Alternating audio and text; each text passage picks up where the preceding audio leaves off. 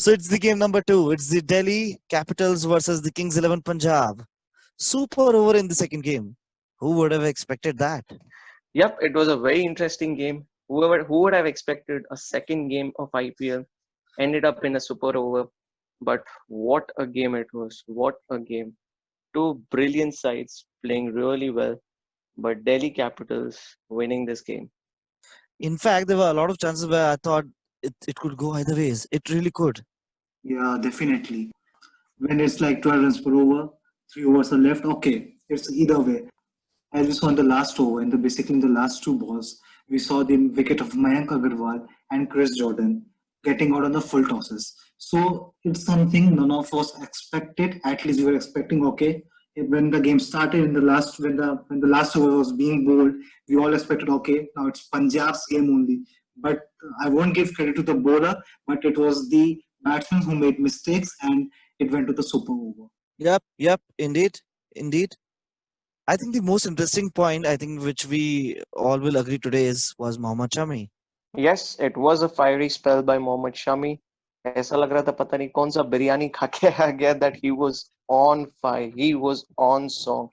The way he was bowling those deliveries, especially that pace he was generating. I think in India he has one of the best bouncers. Not just the bounces, Vinay. I think the way he was swinging the ball, the kind of seam he was getting in, that made things a lot more difficult for the batsman. Also, I would like to add that the way Rahul used Shami was really good because he bowled him up front. Because as we all know, Shami is not a gun death bowler, so use him up front, make use best use of the condition, and he got the reward. Okay, so we saw another debut in the game. That was Ravi Bishnoi. The young leg spinner did a fair job in the first game. Yes, he did a really good job. He was tossing it up.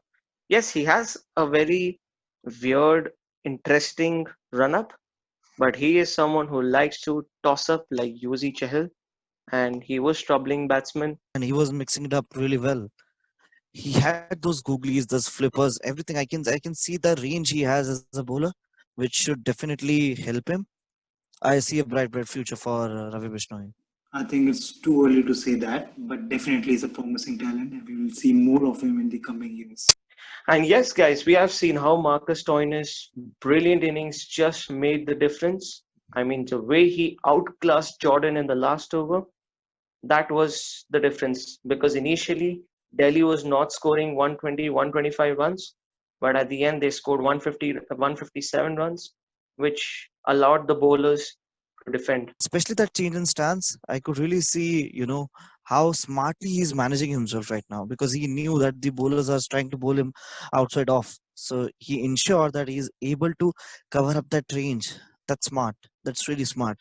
Guys, what do you make of Mayank's inning? What I noticed that he was batting at the strike rate 100, but when we see the final scorecard, he ended up with a strike rate of 140 and we end up scoring 89 runs. So, what do you make of his innings? Yeah, in fact, he was at somewhere around 45 or something of 39 odd balls. And the way he progressed in inning, it looked like that he has really matured as a batsman. And some of his shots was real good. He was picking the slower ball, the knuckle ball, everything. It was just in his arc. He was hitting it those for sixes. What a lovely inning it was from him. Yeah, Yes, that was smart batting by Mayank Agarwal. That is the beauty of his innings. I mean, initially he was playing slowly because he knew that wickets were falling from the other end. Now, then the main motive was to build partnership and then take chances at the end. That's what he did. Kagiso Rabada. The only highlight for me of the super over is Kagiso Rabada.